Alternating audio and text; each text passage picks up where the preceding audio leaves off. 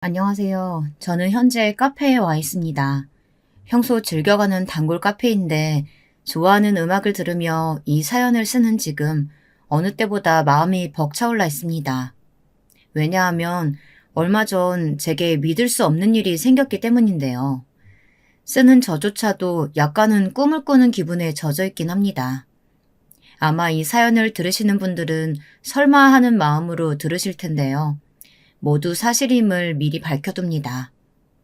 그럼 어떤 일이 있었는지 바로 이야기 들어가 볼게요. 저는 올해로 환갑인 아줌마인데요. 제 나이가 벌써 일이 되었고 세월이 이리 무상하게 흘러버렸다는 것이 가끔은 믿기지 않습니다. 저는 22살이란 어린 나이에 시집을 왔습니다. 당시 저희 집은 농사를 짓던 집안이었고 남편네 역시 그러했는데요. 저희 시부모님은 농사를 짓는 것에 상당히 자부심이 강한 분들이셨습니다. 나중에는 오른쪽 무릎 연골이 닳아서 병원에서 수술하라는 것을 수술하면 쪼그리고 앉아 농사짓기 힘들다며 거부하신 분이 저희 시어머니셨어요. 시아버지 역시 마찬가지셨죠. 두 분 다 강인한 정신력의 소유자인 분들이셨는데요. 아마 그 이후로는 신앙심이 한몫하지 않았나 싶습니다. 두 분 다 독실한 천주교 신자들이셨는데 농사 역시 신의 뜻이라고 생각하셨고 밥을 먹을 때나 먹고 나서도 잠자리에 들기 전에도 꼭 기도를 하셨어요. 그러면서 늘 저희에게 이런 말씀을 하셨죠.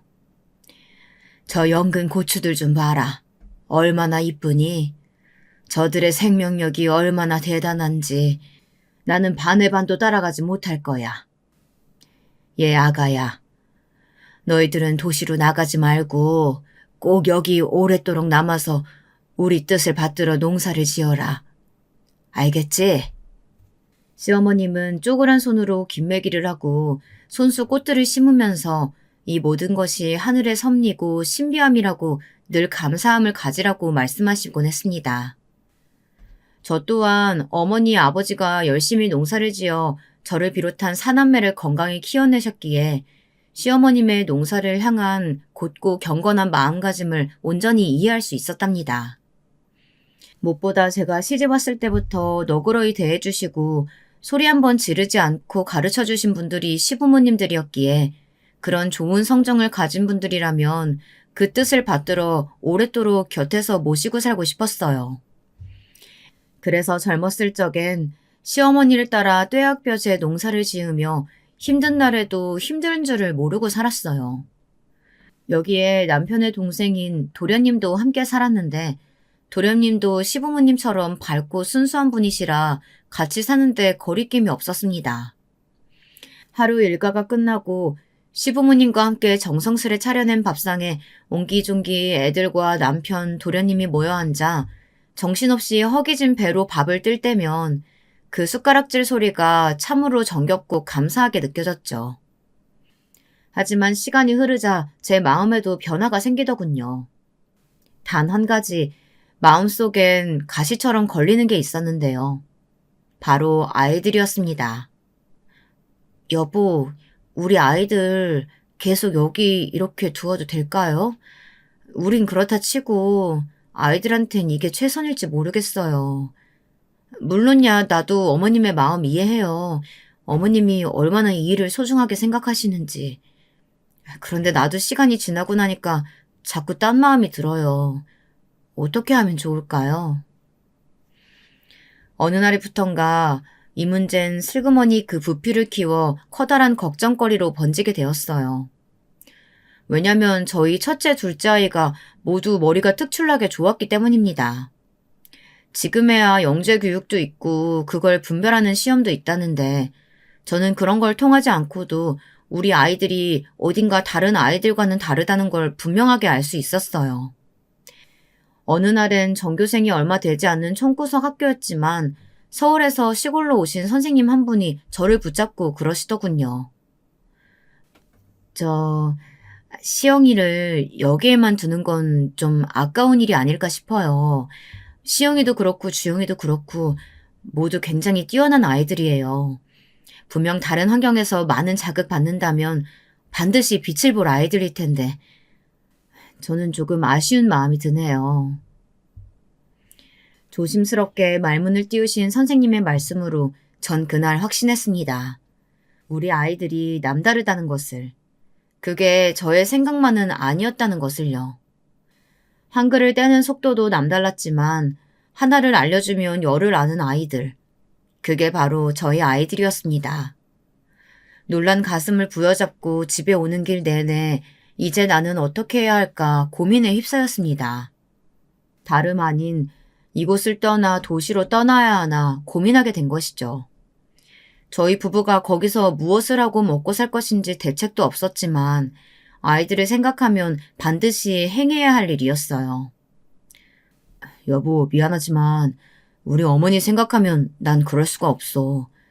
당신은 내가 답답하겠지만 나도 우리 아이들 생각하면 미안하고 그렇지만 나는 차마 어머니를 등지고 떠날 수가 없어. 어머니는 나 어렸을 때부터 하루 종일 밭에 나가서 그저 땅과 키우는 농작물만 바라보며 사신 분이야. 어머니가 손수 지으신 쌀로 내가 이렇게 건강히 클 수 있었고 당신도 알잖아. 하지만 남편의 반대는 만만치 않았습니다. 남편이 저와 아이들을 아끼는 동시에 지극히 시부모님을 위하는 효자 아들이었기 때문이죠. 남편은 어렸을 적 원인 불명의 병으로 아파서 시름시름 앓았다고 합니다. 동네 병원에 데려가도 그 이유를 전혀 짐작하지 못해서 시부모님은 그때 남편이 이대로 죽는 줄만 알았다고 합니다. 그래서 밭에서 갖은 고생을 하시면서도 남편을 밤낮으로 돌보며 몸에 좋다고 하는 약초들은 다 먹여가며 남편을 그렇게 돌보셨다고 해요. 그 육체적 노동이 몇 년 지속되자 그로 인해 시아버님은 어느 날 갑자기 쓰러지셔 응급실에 실려가신 적도 있었어요. 시어머님 또한 몸 상태가 말이 아니었답니다. 남편은 그러한 부모님의 처절한 희생에 보답하고 싶어 했습니다. 게다가 시어머님께서 몸이 안 좋으셔서 많은 자식을 낳고 싶었던 본인의 뜻과는 달리 남편과 서방님 2명만을 낳을 수밖에 없었는데요. 그것도 한몫했어요. 농사라는 이 귀한 업을 이어받을 장남이라는 것. 그것이 남편을 도시로 떠나지 못하게 하는 이유였답니다. 하지만 이것을 해결해 주신 분이 있었으니 다름 아닌 당사자인 시어머니였습니다. 여기 앉아봐라. 지난밤 너희들이 한 얘기 들었으니 이대로 넘어갈 수가 없겠구나. 어머니 죄송합니다. 어머님이 들으실 줄은 몰랐어요. 정말 모르고 한 얘기예요. 아니다. 가거라. 떠나거라. 한마디 뚝 무자르듯 말씀하시는 시어머님의 말씀에 남편과 저 모두 어리둥절해서 멀거니 쳐다보았습니다. 어머님은 그 누구보다 덤덤히 말씀을 이어나가셨는데요. 그 말씀에 저희 부부는 눈물을 뚝뚝 흘릴 수밖에 없었죠. 나도 어느 정도는 알고 있었다. 시영이나 주영이가 내 손주 새끼들이지만 얼마나 영특하고 똑똑한 애들인지. 나나 네 아버지나 마음의 준비를 했어야 하는데 그러지 못했구나. 니들에게 내 업을 이어받으라고 하는 게 그저 늙은이의 한낱 고집일 수도 있었을 텐데 가장 가까운 가족으로서 그 마음을 미리 헤아리지 못해서 오히려 내가 미안하구나. 아니에요, 어머님. 죄송합니다. 죄송할 거 하나 없대도 왜 자꾸 우는 거니? 형수님, 그간 고생 많으셨어요. 여긴 저 믿고 맡겨주세요. 제가 어머니 모시고 잘 살게요. 그렇게 저희는 가족의 따스한 배웅을 받으며 대도시로 떠나게 되었습니다. 늘 흙무더기를 묻히며 놀던 아이들은 처음엔 처음 겪어보는 도시 생활에 적응을 하지 못해 괜히 이곳으로 온 것일까, 내가 괜한 선택을 한 것인가 걱정이 들기도 했어요. 특히 둘째 아이 주영이는 남자아이임에도 낯을 가리고 숫기가 없어서 등교를 거부하기도 했습니다. 첫째 아이가 씩씩하게 동생 주영이의 손을 잡고 나서준 덕분에 다행히 학교에도 아이들과의 관계에도 적응해 나갔죠. 하지만 아이들은 그렇게 아이들답게 적응을 해나갔지만 저희는 부모로서 아이들에게 물질적 지원을 해주는 것이 의무이자 책임이었는데요. 그렇기에 무엇을 해야 할지 고민이 될 수밖에 없었습니다. 처음에는 둘 다 딱히 기술이 없던지라 공장에서 부지런히 몸을 움직이며 근근히 생활비를 벌어갈 수밖에 없었는데요. 이것도 한계에 부딪히게 되었습니다. 원체 몸이 약했던 남편이 갑자기 허리를 잘 쓰지 못하게 되면서 공장 생활을 이어갈 수 없겠다는 판단이 내려지게 된 것이었어요. 여보, 앞으로 어떡하지? 우리 뭐하고 살아가야 할까? 저 어린 것들이 자꾸 눈에 밟히고 고생하는 당신도 안쓰러워. 요즘은 잠을 자도 자는 게 아닌 것 같아. 가진 건 농사 짓는 기술 뿐이었는데 정말 막막하다. 저기 있잖아요. 내가 요 며칠 생각을 해봤는데 우리 백반집을 해보는 건 어때요? 여기 철이 엄마가 그러는데 괜찮은 자리가 있대요. 백반집을 운영하던 부부가 이번에 다른 곳으로 자리를 옮기면서 비웠다는데 거길 이어받는 거 어때요? 요 며칠 왔다 갔다 하며 보니까 그 골목엔 사람들이 늘 차 있더라고요. 백반집. 그게 바로 제가 몇 날 며칠 열심히 골몰해낸 결과 생각해낸 아이디어였습니다. 제가 만든 반찬이면 그닥 입맛이 없으셨던 친정아버지도 간이 딱 알맞다며 맛있게 드셨던 게 좋은 추억으로 남아서인지 몰라도 저는 꽤나 저 성미답지 않게 끈질기게 남편을 설득했어요. 이웃집 철이 엄마, 우리 부부가 도시 생활에 쉽사리 정착하지 못하는 걸 알고는 항상 이모저모 알려줬었잖아요. 철이 엄마 말이라면 믿을 수 있지 않겠어요? 당신도 그 몸으론 다른 힘든 일 힘들 테니까 가게에서 간단히 그릇 나르는 일 하면 될 거고요. 이름은 행운 백반 어때요? 행운 백반? 당신 진심이야? 네, 나는 정말 자신 있어요. 남편은 꽤나 당황했지만 기세 좋게 밀어붙인 저 때문에 결국 한번 시도해보자며 납득하게 되었어요. 그렇게 저희 부부는 은행에 빚을 져가며 백반집 자리를 이어받게 되었습니다. 시부모님은 저희가 백반집을 연다는 걸 아시곤 직접 지은 농작물들을 보내주시곤 했어요. 농약을 덜 치고 지은 것들이라 모두 야채들이 싱싱하고 건강한 것들이었습니다. 얼마나 고생하며 지으신 것들인지 알기에 귀중한 마음으로 그 야채들을 손질해서 반찬으로 내놓았는데 역시나 손님들의 반응이 좋았습니다. 첫날엔 하루 걸러 하루 오시던 손님들이 매일같이 와서 단골로 자리 잡았습니다. 장사 초짜인 저도 남편도 가끔은 어느 날 손님이 가득 차 있는 광경을 눈으로 보면서도 믿기지 않았어요. 그럴 때면 내 손으로 뭔가를 해냈다는 기분, 그 성취감, 그것이 온 전율을 일으키는 듯 했답니다. 그런데 이때 만난 새롭게 얽히게 된 인연이 있었으니 바로 동서와 서방님 부부였어요. 어느 날 시부모님에게 연락이 왔습니다. 예, 아가, 우리 문제도 거기로 가게 됐단다. 네? 어머, 서방님이요? 농사는 어쩌시고요? 내가 말했잖니. 내 욕심에 자식들을 넣지 않겠다고. 둘째 아기가 역시나 여기 생활 많이 힘들어하더구나. 아무래도 자기가 살던 생활과는 다르니까 답답할 만도 하겠지. 그러니 너희가 옆에서 손윗사람으로서 잘 챙겨주면 고맙겠구나. 아마 다음 달쯤으로 갈 듯하다. 사실 그전에도 시어머님께서 가끔 목소리가 안 좋으실 때가 있었는데 동서 때문이라는 걸 전 짐작할 수 있었어요. 왜냐하면 동서의 성격과 자라온 가정 환경을 보았을 때 서방님과 함께 그곳에 산다는 것이 결코 맞지 않는 것 같았거든요. 그래서 예상했던 소식이었음에도 조금 놀랄 수밖에 없었답니다. 우리 서방님은 저희가 도시에 정착하고 얼마 안 돼 바로 결혼을 했는데요. 일전에 한번 동서를 소개시켜주겠다고 시부모님께 데려왔을 때 그때 동서를 한번 만났었는데 사실 첫인상이 그닥 좋지 않았어요. 동서는 꽤 잘 사는 친정을 두고 있는 여자였는데요. 그 옛날 유학까지 다녀올 정도로 집안이 유복하다고 했어요. 저의 자격지심 때문이었는지 모르겠지만 그렇다고만 볼 수 없는 동서의 몇 가지 행동들이 제 눈에 걸리더라고요. 아가, 농사로 내가 다 지은 것들이다.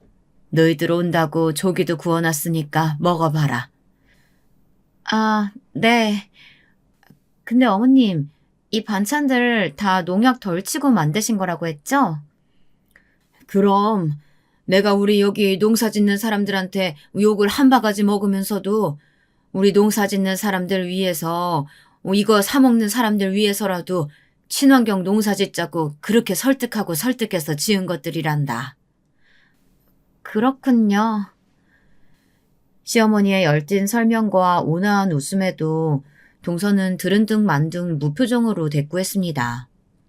냉담하고 서늘한 표정으로 내내 자리만 지키다가 갔죠.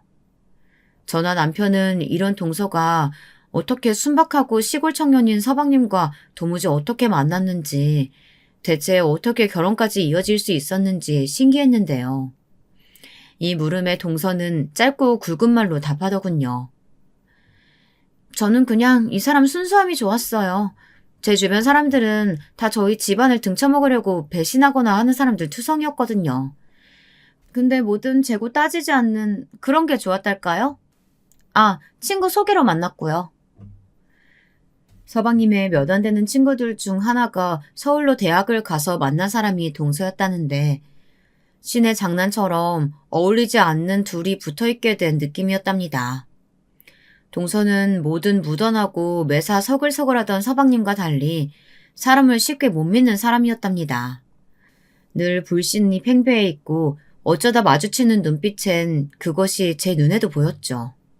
잘 사는 집안에서 무슨 일을 그리도 겪었는지 모르겠지만 어찌됐든 저는 첫인상이 그리 좋지 않았던 터라 동서와 서방님네가 저희 사는 동네로 이사 온다는 소식이 반갑지는 않았어요.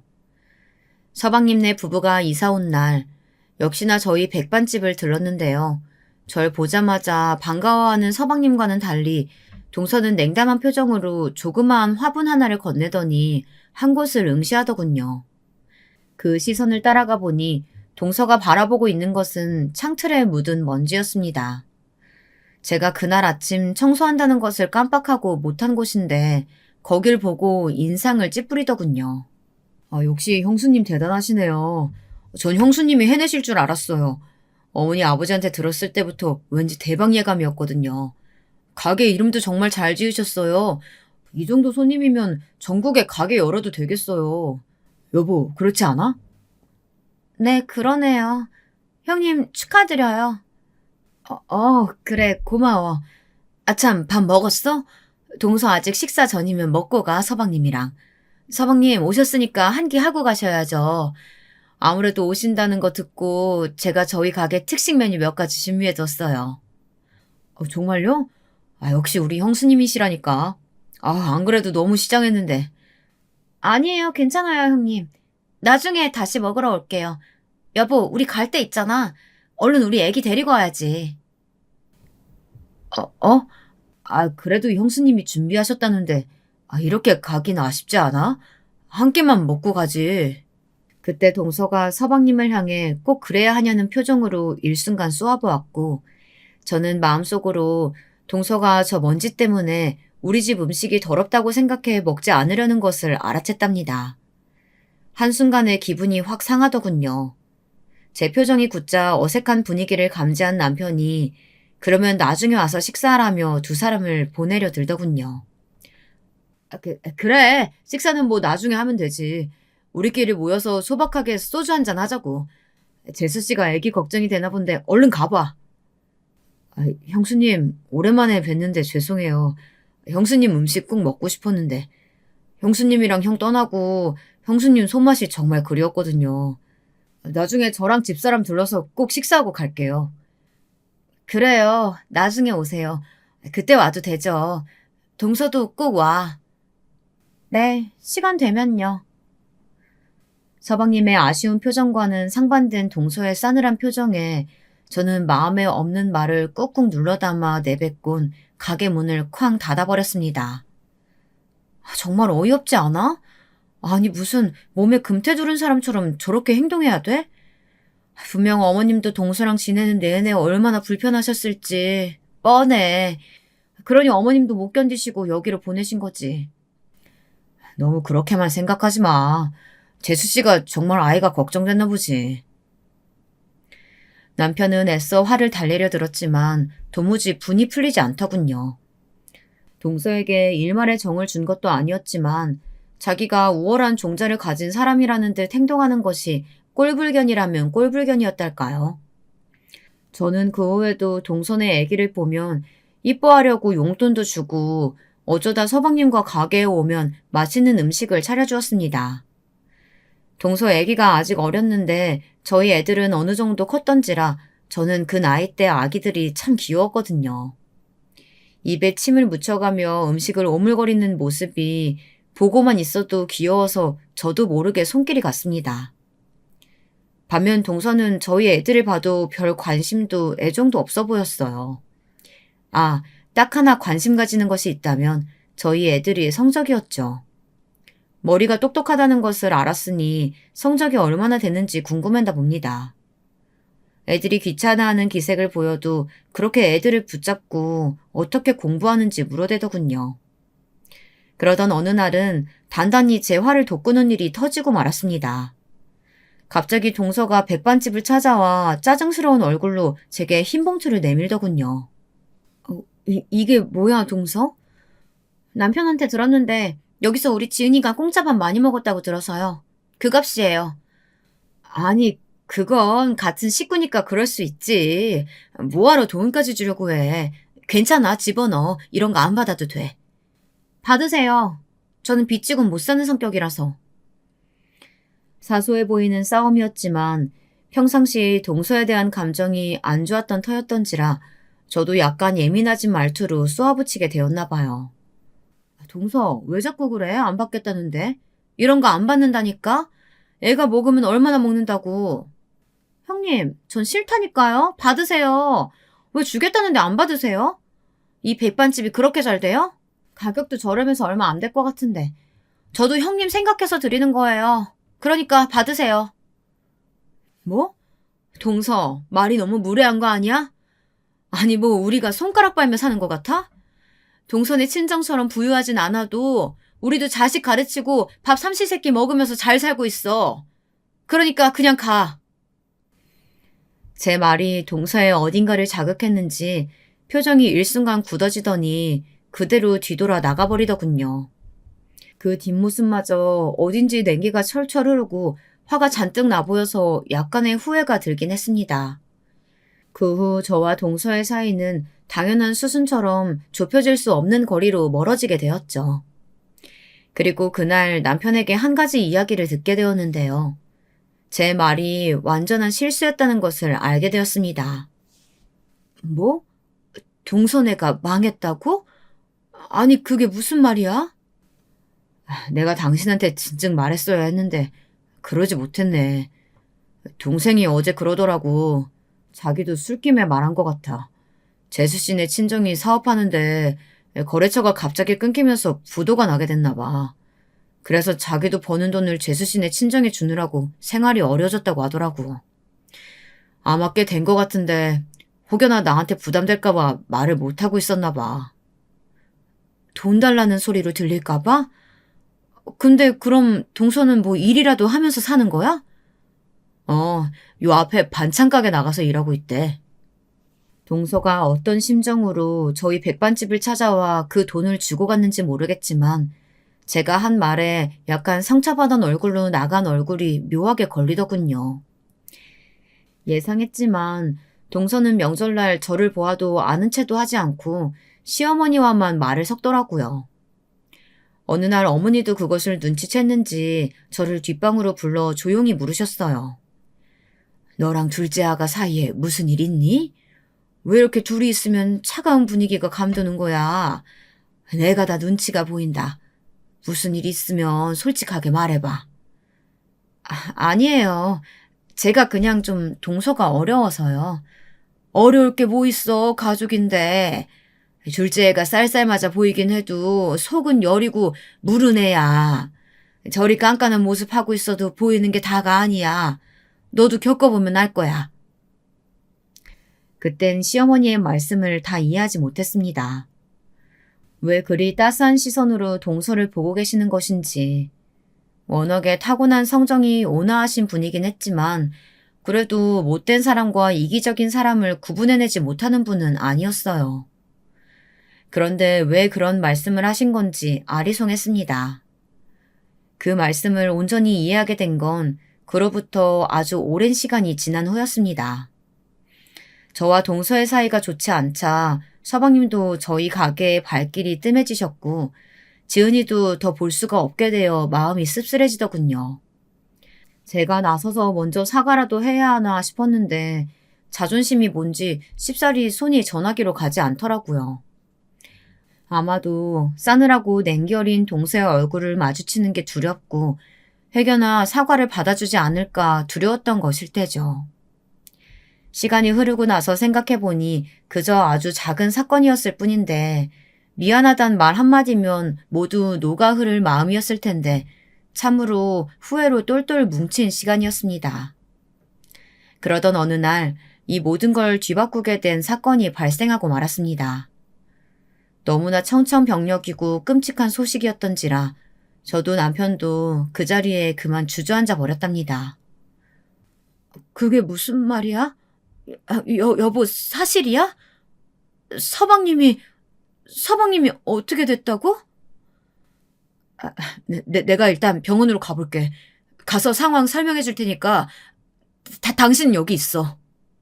공장의 기계에 몸이 깔려 돌아가시게 된 서방님의 마지막 모습이 너무도 처참한 모습이었기에 차마 의사들도 보여주길 꺼려했고 그 모습을 보자마자 동서는 그 자리에서 졸도했다고 합니다. 남편 역시 한참을 덜덜 떨며 넋을 놓고 있었다고 하고요. 남편은 자신의 하나뿐인 동생을 참으로 아꼈습니다. 그렇기에 더 충격이 컸습니다. 서방님의 소식에 그만 몸져 눕고 말았어요. 백반집을 나오지 못하고 그렇게 며칠을 누워 지냈던 남편과 달리 저는 생계를 책임지고 있었기에 일을 하긴 했지만 때때로 동서 생각을 멈출 수가 없었습니다.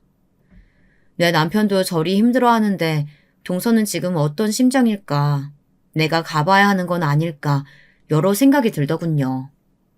동서와 감정적으로 너무 멀어져 떨어져 산 세월이 길다 보니 이럴 때조차 도움의 손길을 건넬 수가 없더라고요. 장례식에서조차 동서의 손 한 번 잡아주지 못한 것이 가슴에 내내 걸렸습니다. 그러던 어느 날 학교에 돌아온 저희 큰딸애가 다소 침울한 표정으로 그러더군요. 엄마, 지은이 너무 불쌍해. 엄만 지은이랑 얘기해봤어? 너 지은이 어디서 만났어? 놀이터에서 지나다 만났는데 작은 엄마도 그렇고 다들 너무 힘들어 보였어. 내가 말 걸어도 못 들으시고 어딘가 넋이 나가신 분 같았어. 저는 그 순간 말문이 박혔습니다. 그리고 남편을 대신해 나와 있는 이모님에게 주방을 맡기고 뛰쳐나가서 동서네를 찾아갔습니다. 동서와 멀어진 뒤론 경제적인 상황 때문에 다른 집으로 이사를 갔다고만 들었지 실제로 방문한 적은 없었기에 주소도 남편에게 물어서 찾아가야 했어요. 도착한 곳은 사실 제 눈을 의심하게 할 만한 그런 형편의 집이었습니다. 벌레가 득실거릴 것 같은 반지하 방이었는데 순간 발길이 뚝 멈춰졌어요. 심호흡을 하는데 마침 음식물 쓰레기를 버리러 나온 동서와 눈이 마주쳤죠. 전과는 달리 낡은 옷을 입고 구멍난 슬리퍼를 신고 있던 동서는 절 보자마자 조용히 눈길을 돌렸습니다. 무슨 일이세요? 동서, 장례식 이후로는 오랜만에 보네. 어떻게 사나 걱정되고 궁금하기도 해서 찾아왔어. 시간 괜찮으면 잠깐 얘기 나눠도 되나?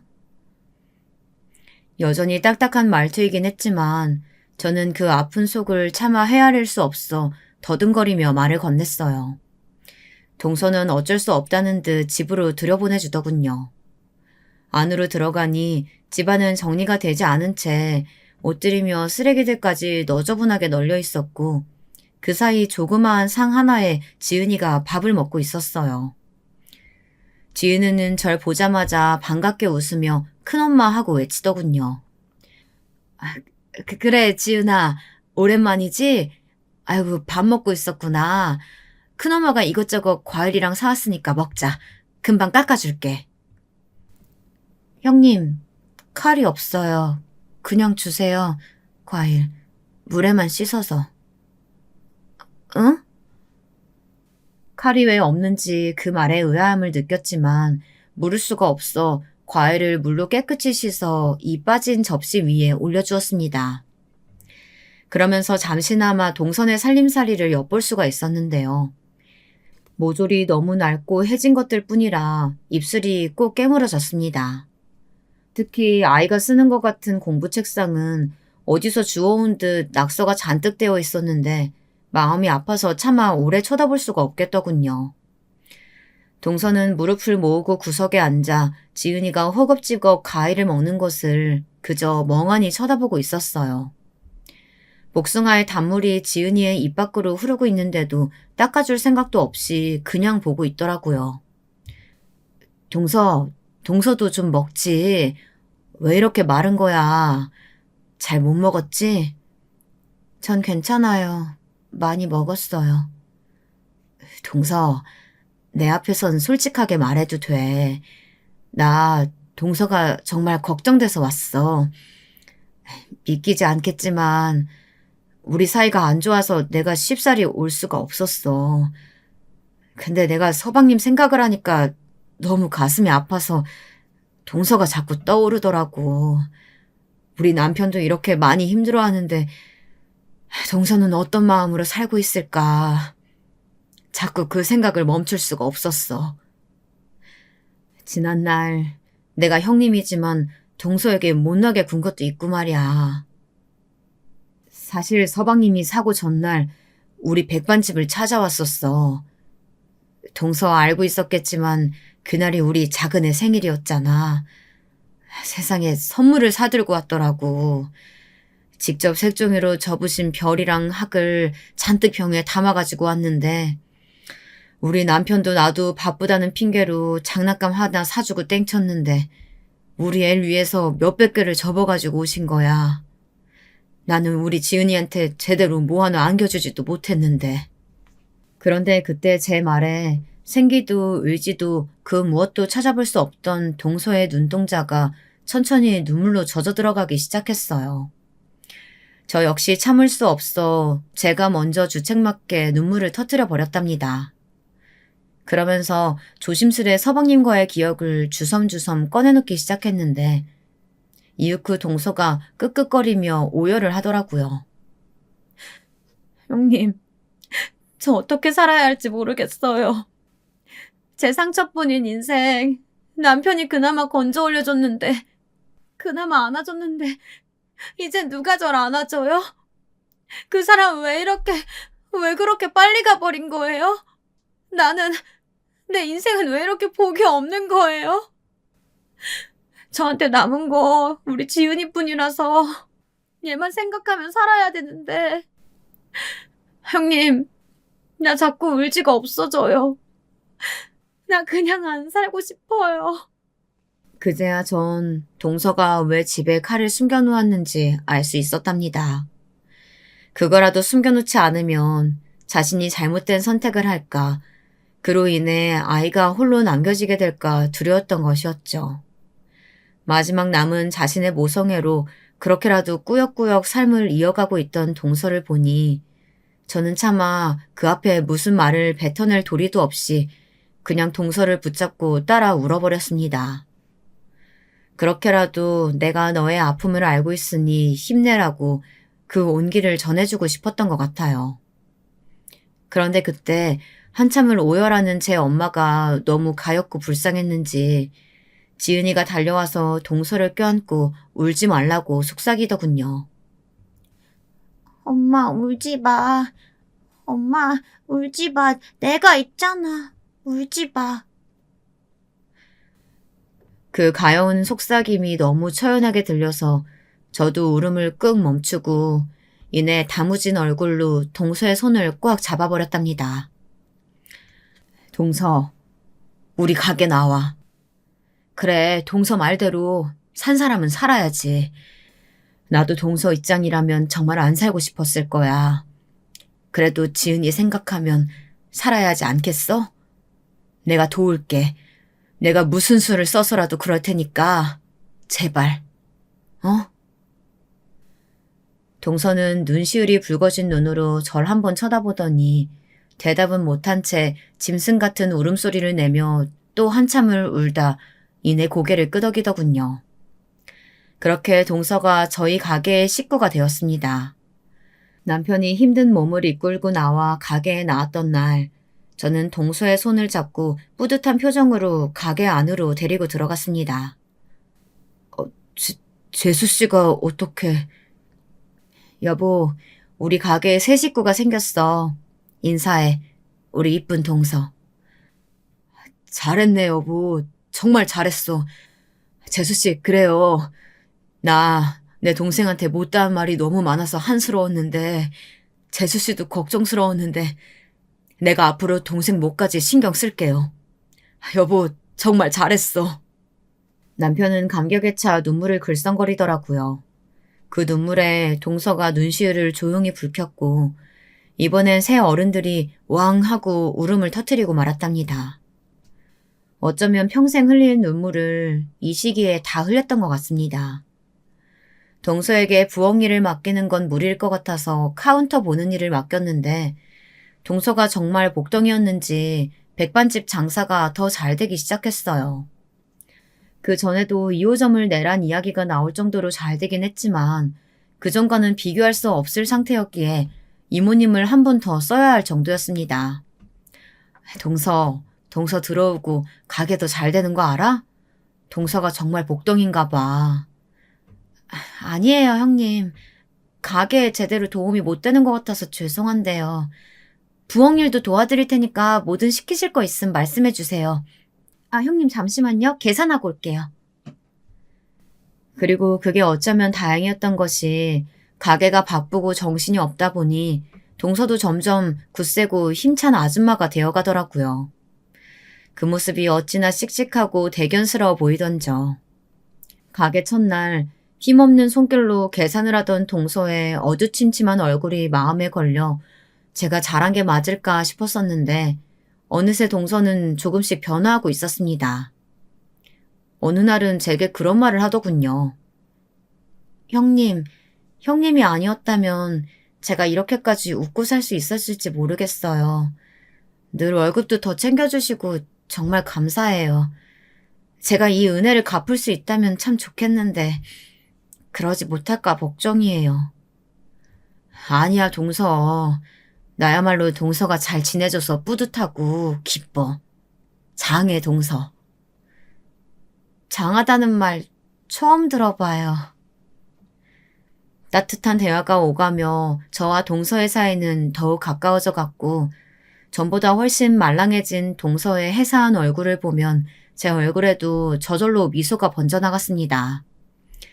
동서는 확실히 어딘가 편해 보였고 저를 대하는 태도 역시 부드러워졌어요. 언젠가는 가게가 끝난 후 동서의 깜짝 생일 파티를 준비한 날 다 같이 케이크를 켜고 남편이 피곤하다는 애들을 먼저 데리고 나간 후 저와 동서 둘이 남았을 때 은밀한 속 이야기도 들을 수 있었는데요. 사실 형님, 저는 다른 사람들과 친하게 지내는 거 잘 못해요. 그래서 언제든 누구에게든 싹싹하고 사교성 있는 형님이 부러웠어요. 사실 형님도 아시다시피 제 친정이 부유하긴 했지만 제 엄마가 계모였거든요. 엄마가 일찍 돌아가셔서 아빠가 엄마 자리 만들어주겠다 싶고 데려온 여자였는데 저한테 개밥 먹이며 얼마나 못살게 굴었는지 몰라요. 그래서인지 제 어린 시절은 늘 위축되고 주눅들어 있었어요. 성인이 되어서도 그 그림자는 떨어지지 않더군요. 그때 만난 사람이 저희 남편이에요. 그리고 형님이고요. 형님은 저와 너무 다른 사람 같아서 질투가 났는데 이제 보니 제가 참 어리석었네요. 형님이 저한테 이렇게 빛이 되어주시는데 저 형님 때문에 살잖아요. 동서, 난 전혀 몰랐어. 그냥 도도하고 새침대기 같은 사람이라고만 생각했는데 오히려 난 동서가 날 무시한다고 생각했었어. 나도 자격지심이 있었나 봐. 그렇게 생각하실 만해요. 제가 그렇게 행동했잖아요. 손 아랫사람이면서 먼저 다가가려 하지도 않고 툴툴거리기만 하고요. 죄송했어요, 형님. 진심이에요. 저는 지금 형님 만난 게 제 삶의 행운이고 귀인이라고 생각해요. 이 식당 이름처럼요. 저는 그날 동서의 그늘어린 마음을 다독여주는 친정언니 같은 사람이 되어줘야겠다 다짐했습니다. 하지만 이대로 동서가 온전히 잘 살아만 준다면, 우리 가족이 이렇게 서로를 부둥켜 안고 살아갈 수만 있다면, 그렇다면 더 바랄 것이 없었는데 그때 일이 터지고 만 거예요. 사모님, 큰일 났어요. 네? 아침부터 무슨 일이세요? 아무래도 시세가 비는데 이게 적은 돈이 아니라서요. 아유, 제 생각엔 그 사모님 동서되는 분이 가져간 것 같아요. 내 입으로 말하고도 믿기지가 않는데 일단 얼른 가게로 와보세요. 전날 감기 몸살로 일찍 퇴근하고 죽은 듯 잠만 자다가 다음날 아침 이모님에게 연락을 받았는데 그 내용이 뜬금없었습니다. 동서가 돈을 가져갔다는 이야기였어요. 그럴 리가 없을 텐데 일단 가게로 갈게요. 그렇게 가게로 서둘러 뛰어갔는데 정말 이모님 말씀처럼 300만 원이 비더라고요. 지금이야 300만 원이면 그리 큰 돈이 아니지만 당시엔 결코 적은 돈이 아니었어요. 아무리 저희 백반집 장사가 잘 된다고 하더라도 말이에요. 급하게 동선의 집에 찾아가 봤는데 이미 동선은 이사를 가고 없었습니다. 야반도주를 한 것처럼 집안은 말끔히 비어져 있었어요. 딱 하나 남아있는 지은이 책상이 덩그러니 방 안에 놓여 있는데 순간 머리가 멍해지고 화가 치밀어 올랐습니다. 어떻게 이럴 수가 있지? 어떻게 나한테 동서가 그럴 수가 있어? 여보, 나 동서 어떻게든 찾아낼 거야. 어떻게든 찾아낼 거라고. 그리고 얼굴 보고 묻고 따져야겠어. 왜 나를 배신했는지. 처음에는 저를 다독이던 남편도 나중엔 화가 났는지 어두운 안색이 돼서 한숨을 푹 쉬었습니다. 그 일은 저희 부부에게 말 그대로 상처나 다름없었습니다. 나도 전혀 예상하지 못했다. 재수 씨 얼굴이 좀 안 좋아 보이긴 했는데 무슨 일인지 몰라도 우리한테 상의를 하지. 아니 이렇게 돈을 들고 나르면 어쩌자는 거야. 애초에 카운터 일을 맡기는 게 아니었나. 이 일은 시부모님 귀에까지 들어가게 되었는데 시부모님 역시 믿을 수 없어 하셨어요. 아니 정말이니? 둘째 애가? 네 어머님, 혹시 동서랑 연락 전혀 안 되시는 거죠? 최근에 뭐 소식 들으신 것도 없으시고요? 그렇지 나야 널 통해 들은 게 전부란다. 그나저나 일을 어쩜 좋니? 다른 것보다 사람 때문에 다친 상처가 제일 아프고 힘든데 말이야. 시어머님은 제 마음을 걱정해 주셨습니다.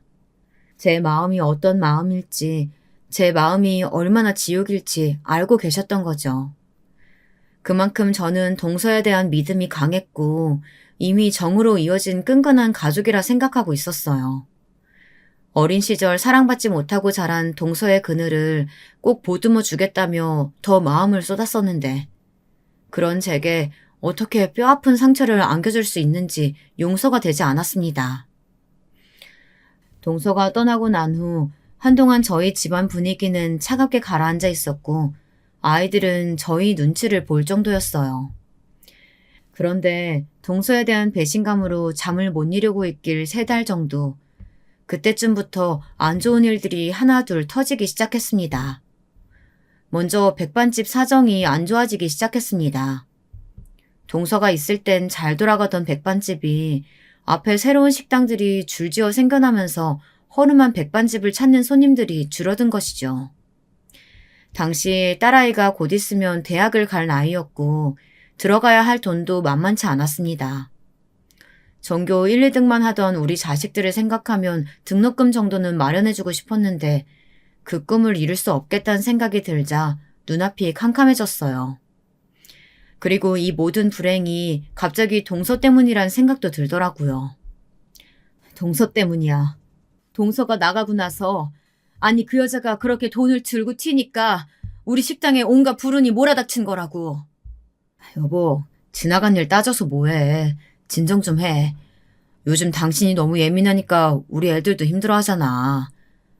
그냥 잊어. 묻으라고. 당신은 묻을 수 있어도 난 못 묻어. 제가 마음을 진정시킬 수 있었던 건 어떻게든 살아야겠다는 마음으로 가게 인테리어를 바꾸고 메뉴를 새롭게 개발하면서 삶이 바쁘게 돌아갔기 때문일 거예요. 아이러니하게도 마음은 지옥이지만 외적인 상황이 바쁘고 힘드니 마음에 집중할 시간이 없더라고요. 그래서 매일매일 열심히 고된 몸을 놀리며 일만 해댔습니다. 그렇게 5년을 보내고 나니 동서도 배신감도 조금 잊혀지더군요. 동서가 삶이 바빠지며 서방님의 부재를 잊을 수 있었던 것처럼 저 역시 그렇게 된 것이었는데요. 그럼에도 가끔씩 올라오는 분노는 상처의 자국처럼 남아 끝없이 괴롭혔습니다. 저는 사람을 쉽사리 믿지 못했습니다. 여보, 사람 안 뽑아? 내가 카운터까지 보기엔 무리인데. 이모님이라도 뽑으면 안 될까? 사람을 왜 써요? 당신 정 힘들면 내가 할게요. 다신 사람에게 정을 주고 싶지 않다는 마음에 가게에서 일할 사람도 웬만하면 뽑지 않고 제가 카운터까지 보곤 했어요. 그러던 어느 날 시어머님이 저를 시골로 부르시며 하신 말씀에 넋을 놓고 말았는데요. 어머님의 건강 상태가 당시 위중해서 병원에 당장이라도 입원해 치료를 받아야 할 상황이었지만 어머님은 치료를 거부하시고 그냥 자연에서 생을 마무리하시겠다는 일념으로 머물고 계시고 있었습니다. 아가, 시간은 흘렀지만 네가 마음 다친 거 잘 안다. 하지만 우리 둘째 그렇게 허망하게 보내고 난 후 내가 생각하게 하나 있다면 누군가를 미워하는 마음, 원망하는 마음 오래 갖고 있다 보면 그게 독이 돼서 나한테 돌아오는 거야. 나도 믿던 신을 그토록 원망했는데 그게 하등 도움이 되지 않았어. 인생은 짧아, 덧없고 그래. 그러니 그냥 너 편한 대로 남은 하루하루 행복하게 살아라. 그게 내 마지막 소원이다. 떠나는 늙은이의 마지막 소원 들어줄 수 있지? 그 말에 그만 눈물이 터져 고개를 수그릴 수밖에 없었습니다. 그리고 돌아오는 길, 저는 시어머님의 말씀처럼 그리 살기로 다짐했죠. 원망보단 감사하는 마음으로, 미움보단 행복한 마음으로 그렇게요. 다정다감한 남편과 자식들과 오순도순 행복하게 살기도 아까운 인생인데 저를 어떤 독한 마음에 갈아넣지 않기로 했어요. 신기하게도 시어머니의 장례를 치르고 난 후 그 마음가짐은 더 굳건해졌습니다. 저는 남은 시간 자식들을 대학 보내고 결혼시키고 남편과 다시 고향으로 내려가 살 때까지 나름 평안한 마음으로 살았답니다. 그런데 20년 후 다시 동서를 마주칠지는 몰랐습니다. 저와 남편은 시아버님을 모시고 살고 있었는데 갑자기 마루에 걸터 앉아 계시던 시아버님이 굳은 표정으로 나와보라 하시더군요. 최고급 외제차에서 내린 어떤 여자가 천천히 걸어오더니 무릎을 꿇고 있었어요. 이게 무슨 상황인가 싶어 앞으로 다가가는데 그녀는 동서였습니다. 아주 오랜 시간이 흘렀지만 뚜렷한 이목구비나 살짝 처진 눈꼬리, 누군지 한눈에 알아볼 수 있었어요. 동서, 어떻게 여길... 형님, 제가 너무 오래 걸렸어요. 죄송합니다. 동서는 트렁크 하나를 옆에 두고 있었는데 저를 쳐다보며 그리 말하더니 트렁크 하나를 건네더군요. 저는 트렁크에 뭐가 들었는지 살펴볼 틈도 없이 말을 얼버무리게 되었습니다. 막상 얼굴을 보니 시어머니 장례에도 안 왔던 사람이 왜 갑자기 지금 저희 앞에 얼굴을 드러낸 건지 묻고 싶은 것도 많았습니다. 그런데 때마침 동서의 눈물로 이어지는 호소에 저희는 일단 침묵하고 이야기를 들어보기로 했습니다. 형님, 일단 죄송하단 말씀 먼저 드리겠습니다. 제가 빚을 졌었어요. 형님껜 당시 말씀드리지 못했지만 월급으론 충족할 수 없는 금액이었어요. 그래서 그만 한순간에 나쁜 선택을 하고 말았어요. 너무 고달프고 힘들어서 그만. 제가 사람이라면 그러면 안 됐었는데 이제 와서 절 용서해달란 말씀 드릴 수 없어요. 어떻게든 그 돈 갚으려고 다시 갚아서 형님께 찾아가려고 300만 원이 아닌 3천만 원 갚아도 제 속이 편하지 않을 것 같아서 닥치는 대로 일만 했었는데 그 시간이 이렇게 오래 걸릴 줄 몰랐어요. 지금까지 뭐하고 지낸 건데? 아니, 왜 도망갔어야 했어? 말해봐. 동서는 처음 저희 백반집을 떠나고 난 후엔 그저 미친 듯이 닥치는 대로 일만 했고, 그러던 어느 날 딸아이의 제안대로 사업을 시작했고, 그 사업이 수많은 우여곡절을 겪으며 승승장구하기까지 20년이란 세월이 걸렸다고 합니다. 사실 어느 정도 안정기에 접어들었을 땐 형님을 직접 찾아뵙고 싶었는데 용기가 안 나더라고요. 오히려 형님의 행복한 삶에 제가 괜히 누가 될 것 같았어요. 죄 지은 사람한텐 입이 10개라도 할 말 없다는 거 그때 알았어요. 동서가 알고 보니 저를 찾아와 몰래 보고 간 적도 여러 번이었다고 했습니다. 그런데 행복해하는 저희 가족을 보고 그대로 발길을 돌렸다 하더군요. 자신이 제게 큰 상처를 주었다는 것을 알았고 거기에 소금을 뿌린 격이란 생각이 들어 망설여졌다고요. 어쩌면 모든 것을 망각하고 이대로 각자의 갈 길을 가는 것이 현명할 거란 생각이 들었다고 합니다. 근데 그건 제 비겁한 합리화였어요. 몸이 아파 보니 알겠더라고요.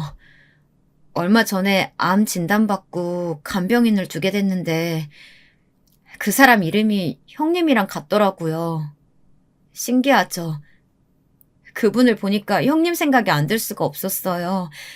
저한테 따뜻하게 대해주시던 기억, 저를 가족처럼 여겨주셨던 기억. 그 기억들을 어떻게 잊을 수 있겠어요. 동서는 말을 멈추고 엉엉 울었습니다. 저 또한 모든 사정을 다 알게 되고선 그저 한 줄기의 눈물을 흘리며 동서를 일으켜 세울 수밖에 없었는데요.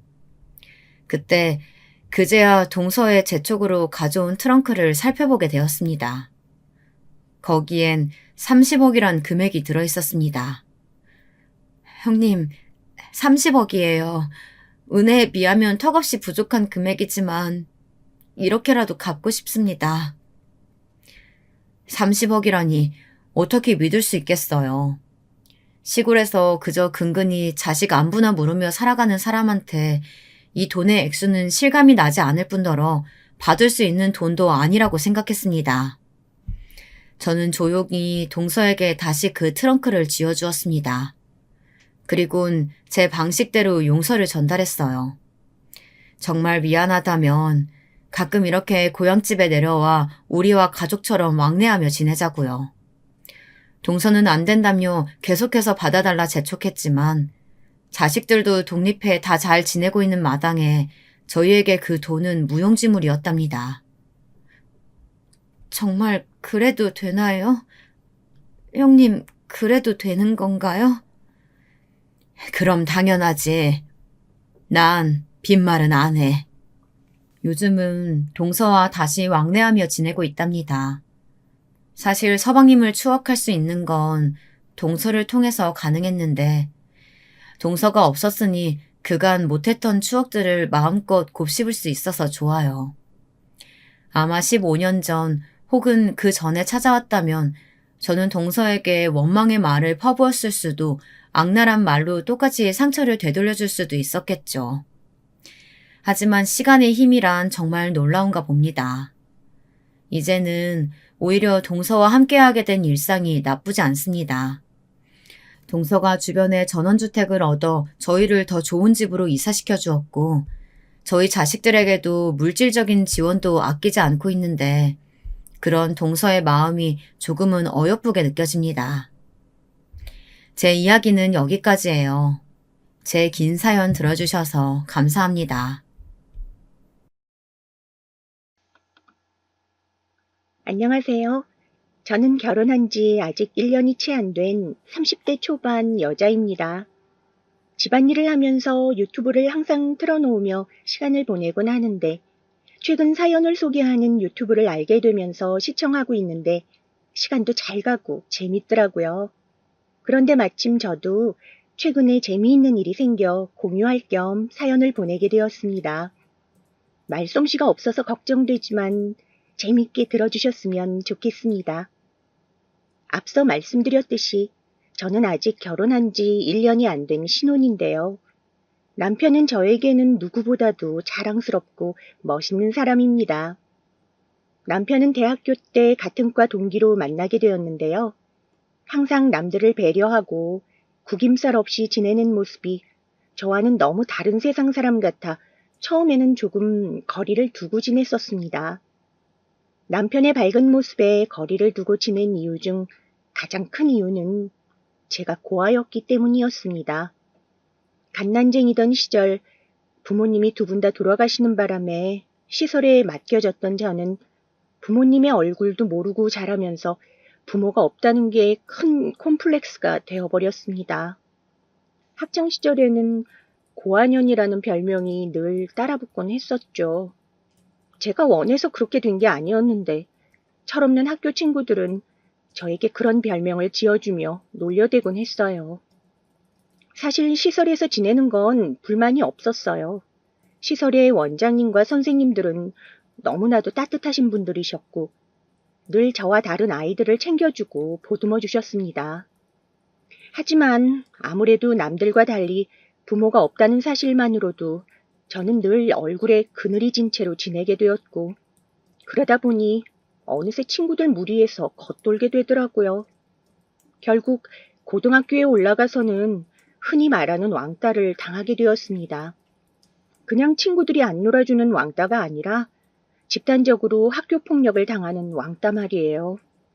나중에는 괴롭힘의 강도가 너무 심해져서 담임선생님께 말씀도 드리고 학교 폭력을 담당하는 부서에 신고도 해보았지만 해결되는 것은 하나도 없었습니다. 선생님과 주변 어른들은 그냥 친구끼리 다툰 것 아니니라고 하거나 일 시끄럽게 만들어서 괜히 여러 사람 피해보게 만들지 말고 가서 조용히 공부나 해라라는 모진 반응을 보일 뿐이었어요.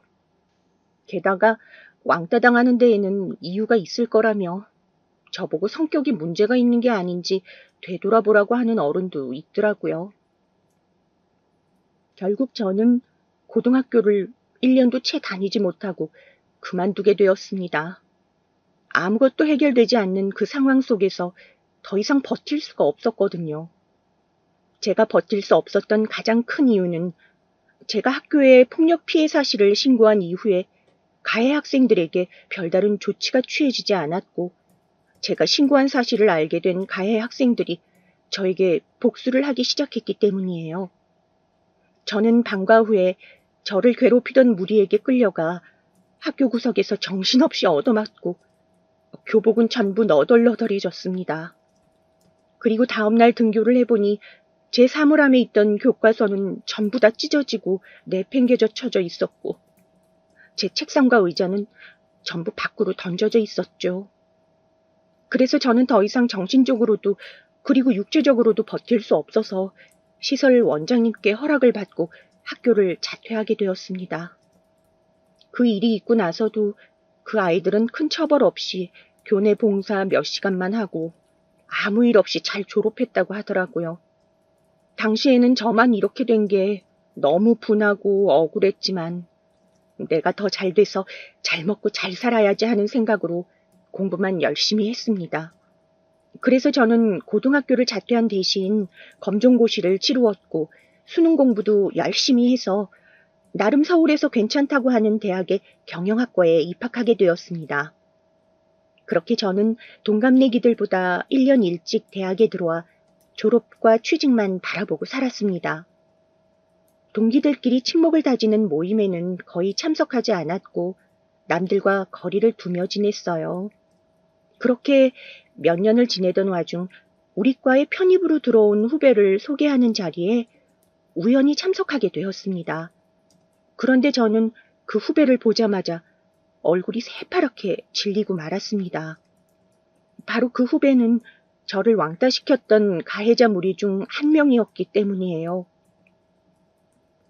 저는 그 친구를 보자마자 자리에 얼어붙어 아무 말도 할 수가 없었습니다. 심장이 쿵쾅거리고 머리가 웅웅하고 울려 도망가고 싶은 심정이었어요. 그런데 마침 편입생을 환영하는 의미에서 과 동기들끼리 다 같이 술을 마시러 간다길래 저도 술 한잔 해야겠다는 생각이 절실하더라고요. 평소에는 술을 마시지도 않던 저였지만 너무 속상하고 마음이 안 좋아 술이라도 마시며 위로받고 싶었어요. 그래서 저는 입학하고 처음으로 동기들 사이에 끼어 술자리에 참석하게 되었습니다. 그리고 동기들과 다 같이 간 술집에서 다들 웃고 떠들고 재밌게 놀고 있는데 저는 그냥 쓴맛만 나는 술을 한 잔, 두 잔 들이켰습니다. 그런데 그때 재수생이라 저보단 2살 많던 제 남편이 와서 말을 걸었어요. 안녕? 너 술 마시는 거 처음 본다? 저는 제 옆에 앉은 남편을 힐끗 보고는 소주잔을 다시 들이켰어요. 제가 말이 없자 남편은 계속 말을 걸더라고요. 여태까지 왜 모임 안 나왔어? 앞으로는 자주 나와. 친하게 지내자. 숫기 없던 저는 남편이 옆에서 계속 친한 척하며 말을 걸자 긴장이 풀리더라고요. 술 기운 때문이었는지 아니면 다정한 남편의 말투 때문인지 몰라도 저도 모르게 말이 술술 나왔습니다.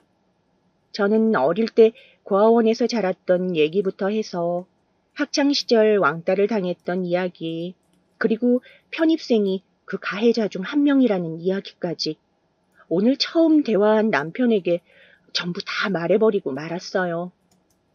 제 얘기를 들은 남편은 마치 자기 일인 양 더 역정을 내며 공감해주고 저를 위로해주더라고요. 그리고는 남편이 친한 동기들에게 제 얘기를 해주면서 다 같이 저를 위로해 주었습니다.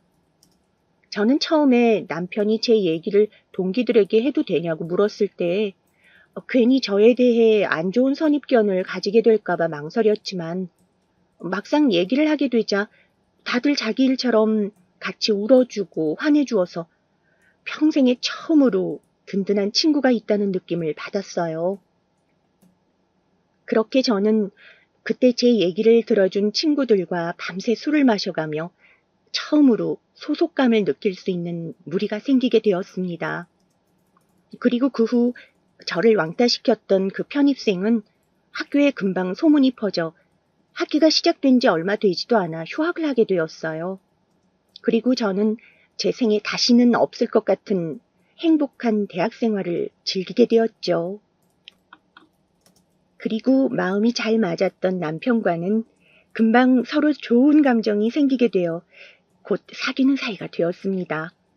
그리고 저는 대학교 때부터 졸업 이후 회사를 다니면서까지 오랜 시간 남편과의 연애를 이어나갔어요. 그리고 어느덧 30대가 된 우리는 결혼 이야기가 오고 가게 되었고 제가 부모가 없는 탓에 상견례 대신 시댁 식구들과 식사하는 걸로 대체하기로 했습니다. 시부모님은 연애 시절에도 가끔 뵈었지만 남편의 여동생은 한 번도 보지 못했었는데 이번 식사 자리에 참석한다고 하더라고요.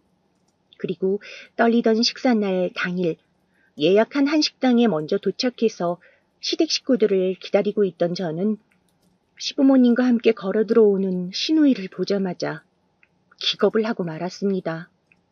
바로 시누이가 고등학교 시절 저를 제일 많이 괴롭혔던 왕따 주도자였기 때문이었어요. 시누이도 저를 보자마자 흠칫했지만 모르는 척 하더라고요. 저는 시누이를 보자마자 하늘이 무너지는 줄 알았습니다. 학교에서 편입생으로 들어온 그 아이를 보았을 때도 충격이었지만 이번에는 정말 말로 다 하지 못할 정도로 충격이 심했어요. 정말 천사 같은 남편의 여동생이 하필 저 아이라니. 정말 믿을 수가 없었습니다. 저는 식사를 하는 내내 결혼을 물러야 되나 고민하느라 어른들의 말이 귀에 들어오지도 않았지만 오랫동안 만나왔던 남편을 저 아이 하나 때문에 포기할 수는 없었습니다. 저 아이도 나이를 먹었으니 성격이 바뀌었겠지. 나 하나만 조용히 있으면 되겠지 하면서 애써 제 자신을 타일러 보았어요. 하지만 식사 시간 내내 최대한 티를 안 내려고 했던 제 의지와는 다르게 제 표정이 너무 안 좋았나 봅니다. 식사가 끝나고 집에 돌아가는 길에 남편이 저에게 안색이 안 좋아 보인다며 괜찮냐고 물어보자 저는 그냥 오늘 좀 긴장해서 그런 것 같다고 얼버무렸습니다. 그리고 그 이후 최대한 그 아이에 대해서 신경 쓰지 않으려고 했어요. 하지만 며칠 지나지 않아 모르는 번호로 문자가 와서 보니 바로 그 아이였습니다. 저랑 친해지고 싶다는 핑계로 남편에게 제 연락처를 물어서 연락한 것이었어요. 야, 너 설마 오빠한테 다 얘기한 거 아니지? 저는 문자 메시지 내용을 보고 손이 너무 떨려 답장을 하지도 못했습니다. 심장이 쿵쾅거리고 식은땀이 났지만 애써 문자 내용을 모르는 척하기로 했어요. 그래도 남편이 좋아 결혼하는 거고 결혼하면 저 아이랑 같이 살 것도 아닌데 옛날 일이 모태수라고 마음을 단단히 먹기로 했습니다.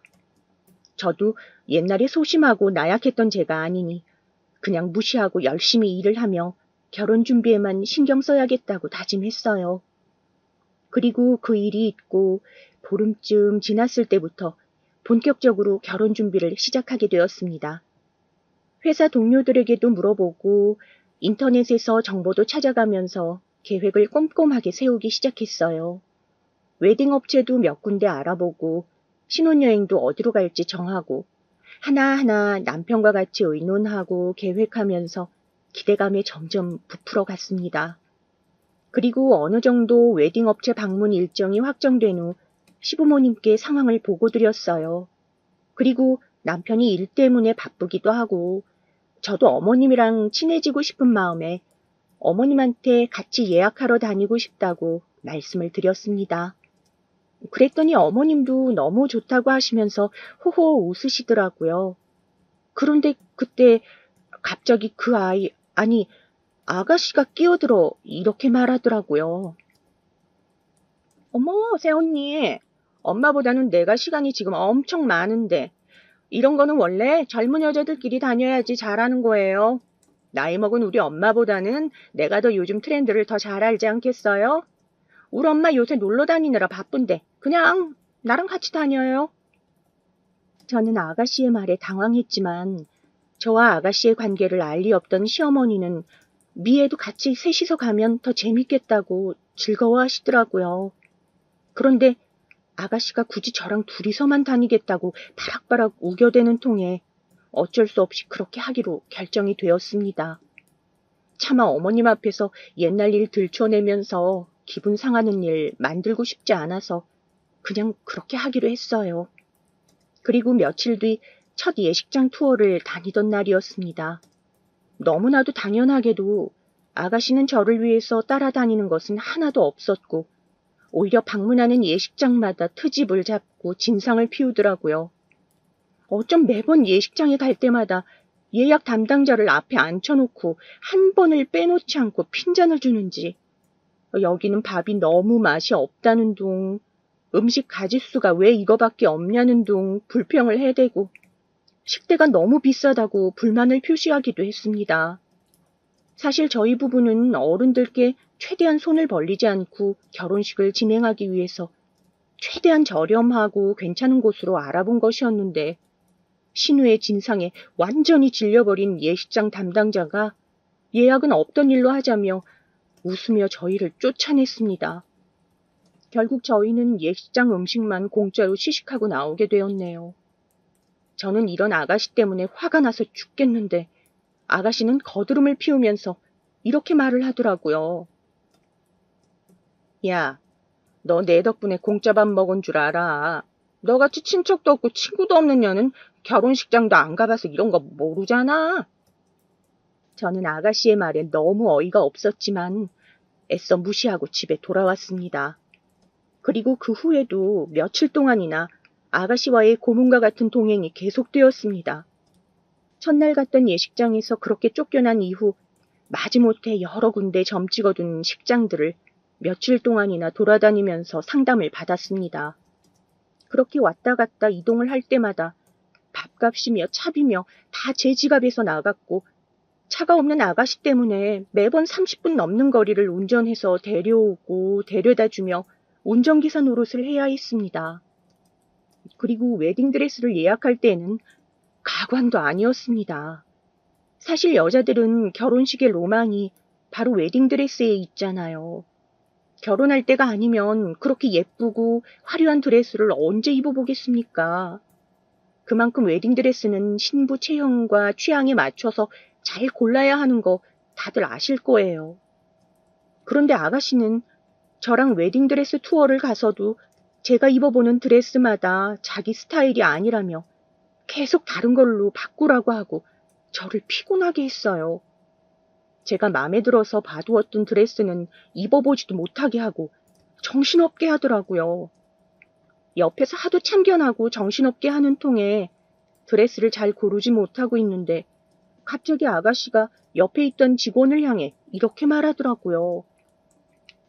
아, 얘가 고아라서 이런 거 잘 못 골라요. 비싼 옷을 입어봤어야 할지.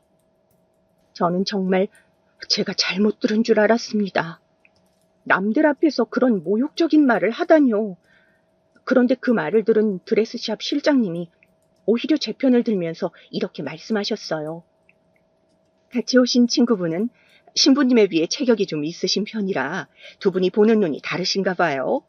신부님은 몸매가 여리여리하셔서 처음에 봐두셨던 스타일이 딱 괜찮은 것 같은데 어떠세요? 그 말을 들은 아가씨는 얼굴이 시뻘개져서는 혼자 씩씩거리며 콧김을 뿜더라고요. 결국 저는 그냥 실장님이 추천해주는 드레스가 제일 마음에 들어서 그 드레스로 예약을 했습니다. 그리고 웨딩 사진은 다행히 친구 남편이 스튜디오를 운영하고 있어서 결혼 선물로 찍어주기로 한 덕에 한시름 놓게 되었어요. 사실 아가씨와 스튜디오까지 알아보러 다닐 거 생각하니 상상만으로도 이가 갈렸었거든요. 그렇게 지옥 같은 결혼식 준비가 끝나고 신혼집을 알아보러 다니는데 또 사단이 났습니다. 우선 남편과는 1, 2년 정도 전셋집에 들어가 살면서 신혼부부 청약으로 아파트를 구해보기로 했어요. 저와 남편 직업상 평일에 시간을 내기가 힘들어 당분간 주말마다 전셋집을 알아보러 다니기로 했는데요. 시부모님께 전해 들었는지 또 아가씨가 그 사이를 비집고 들어오는 거 아니겠어요? 제 남편 보고 오빠는 바쁘니까 주말에 집에서 쉬라면서 자취를 많이 해본 자기가 무조건 같이 다녀야 된다고 팍팍 우겨대더라고요. 사실 남편한테 듣기로는 아가씨가 대학생이 되자마자 자취를 한 건 맞지만 매일같이 클럽을 다니고 학교도 제대로 나가지 않다가 학사 경고장이 날라와 시부모님 손에 집에 끌려간 적도 있었다고 하고요.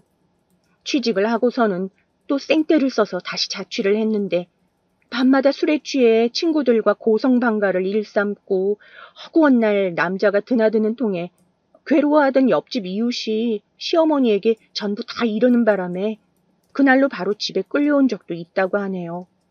심지어 그 일이 있은 지 아직 3개월도 안 되었다고 하더라고요. 그런 주제에 자기가 뭘 자취에 대해 잘한다고 저리 잘난 척을 해대는지. 아무튼 저는 아가씨와 부동산을 같이 다니고 싶은 생각은 추호도 없었습니다. 하지만 저랑 같이 다니겠다는 아가씨의 말을 들은 남편이 안 그래도 자기가 바빠서 시간도 없는데 잘 됐다면서 고맙다고 하더라고요. 그리고 시부모님도 그렇게 하는 게 좋겠다면서 맞장구를 치시고요. 다들 그렇게 하라고 하는데 저 혼자 싫다고 하기에도 좀 눈치가 보여서 어쩔 수 없이 아가씨랑 같이 다니게 되었습니다. 그리고 역시나 아가씨랑 같이 다니면서 또 지옥 같은 상황이 펼쳐졌죠. 아가씨는 부동산을 가는 내내 차에서 저를 무시하면서 제 신경을 긁어대기도 하고 자취에 대해 빠삭하게 잘 안다는 인간이 부동산 중개인에게 무식한 티가 팍팍 나는 질문까지. 저는 너무나 창피해 어디 쥐구멍이라도 있다면 숨어버리고 싶었습니다. 아가씨가 학교 다닐 때부터 공부도 안 하고 멍청한 건 알았지만 성인이 된 지금도 이렇게 무식한 얘기를 할 줄은 몰랐습니다. 저보고 하는 말이 어차피 나중에 새 집 사서 이사 갈 거면 그냥 지금부터 집 사서 그 집에서 살면 되지 왜 전세를 구하냐고 잔소리를 하더라고요. 그러더니 또 하는 말이 아주 가관이었습니다. 야, 너 집 사면 내가 그 집에서 살고 네가 우리 엄마 아빠랑 살면 될 것 같은데? 우리 집 비싼 집이야. 너 그런 데 살아본 적 없잖아? 그리고 여태까지 부모 없이 살았는데 이참에 우리 엄마 아빠를 부모라고 생각하고 친하게 지내봐. 나중에 재산 물려받을 때 나한테 반만 떼주면 돼. 그리고 너 고아원 같이 낡은 데서만 살아봐서 굳이 새 집에서 살 필요 없잖아? 정말 이게 30대 성인이 할 수 있는 말인가요? 어떻게 이런 인성 글러먹은 무개념 또라이가 제 남편과 같은 배에서 나왔는지 믿을 수가 없었습니다. 저는 이런 말도 안 되는 말을 듣고 나서부터는 그냥 체념하고 한 귀로 듣고 한 귀로 흘려버렸습니다. 옆에서 뭐라고 떠들든 신경 쓰지 않기로 했어요. 그런데 집을 보러 다니는 내내 저렇게 회방을 놓고 잔소리를 하는 통에 제대로 집을 볼 수가 없더라고요. 그래서 시누이랑 다니는 내내 수많은 집을 봤지만 그중에서 신혼집을 결정하지는 못했습니다. 그리고 결국 저는 이래서는 안 되겠다 싶어서 조치를 취했습니다. 결혼식도 이제 얼마 안 남았는데 얼른 집을 구해야 돼서 시간이 없었거든요. 저는 아가씨 몰래 혼자 평일에 반차를 내고 부동산에 가서 집을 알아보았습니다. 아가씨 없이 저 혼자 집을 보러 다니니 그렇게 평화롭고 편할 수가 없더라고요. 부동산 중개인이 설명해주는 말도 귀에 쏙쏙 잘 들어오고요. 결국 저는 제 마음에 쏙 드는 집을 찾을 수 있게 되었습니다. 그리고 제가 고른 집을 사진 찍어 남편에게 보낸 후 의견을 구했죠. 오빠, 나 오늘 외근 나왔다가 쉬고 싶어서 반차 쓴 김에 부동산 좀 돌아봤는데 괜찮은 집이 있더라고. 내가 방금 사진 보냈는데 확인 한번 해줄래? 오빠만 괜찮다고 하면 나 여기 꼭 계약하고 싶어. 남편은 제 말에 사진을 확인해 보더니 볕이 너무 잘 들어오는 것 같다며 제가 고른 집이니 당연히 좋을 거라면서 저를 믿어주더라고요. 사진만 보고도 흔쾌히 여기로 계약하자고 해주니 기분이 너무 좋았습니다. 아가씨랑 다닐 때는 온갖 트집에 머리가 너무 아팠는데 남편은 제 말을 전적으로 믿어주니 너무 고마웠어요. 아무튼 정말 많은 고생 끝에 남편의 허락으로 다사다난했던 전셋집 계약은 그렇게 끝이 났습니다. 그리고 저는 이제 신혼집에 혼수를 뭘로 채울까 행복한 고민에 빠졌어요. 신혼집 인테리어는 무조건 제가 원하는 취향으로 하고 싶었거든요. 깔끔한 화이트에 차분한 베이지나 그레이 톤으로 꾸며야겠다고 생각하고 있었어요. 생각 같아서는 빨리 가구 매장에 구경하러 가고 싶었지만 남편이 워낙 바쁘다 보니 시간이 잘 나지 않더라고요. 솔직히 가구까지 아가씨랑 보러 다닐 수는 없잖아요. 이번에는 무슨 일이 있어도 남편이랑 보러 다녀야겠다고 생각했습니다.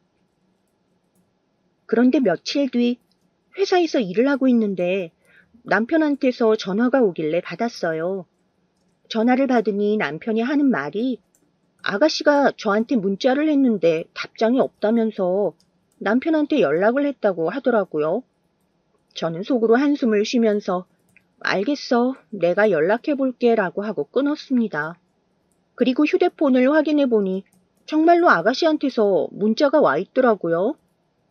야, 뭐해? 라고 온 그 문자에 저는 이렇게 답장을 했습니다. 어머, 아가씨 안녕하세요.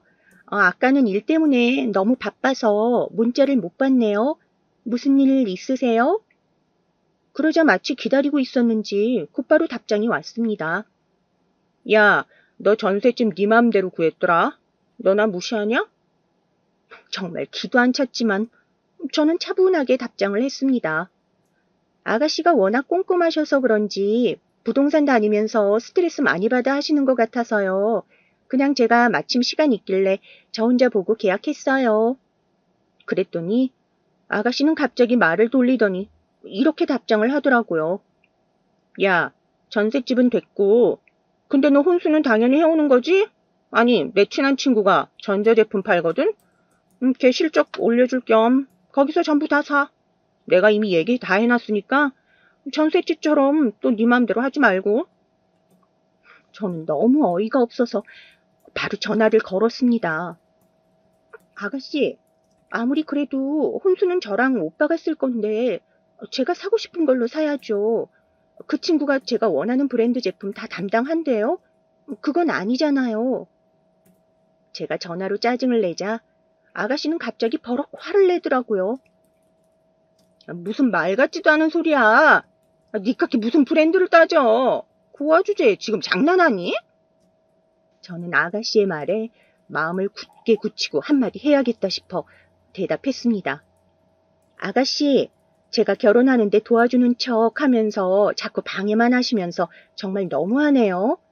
제가 알아서 할 수 있으니 신경 끄고요. 지금 회사라 길게 대화하기도 힘드니 전화 끊을게요.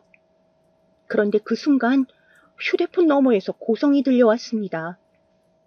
야, 이년아. 너 까불지 마. 너 옛날 일 생각나게 해줄까?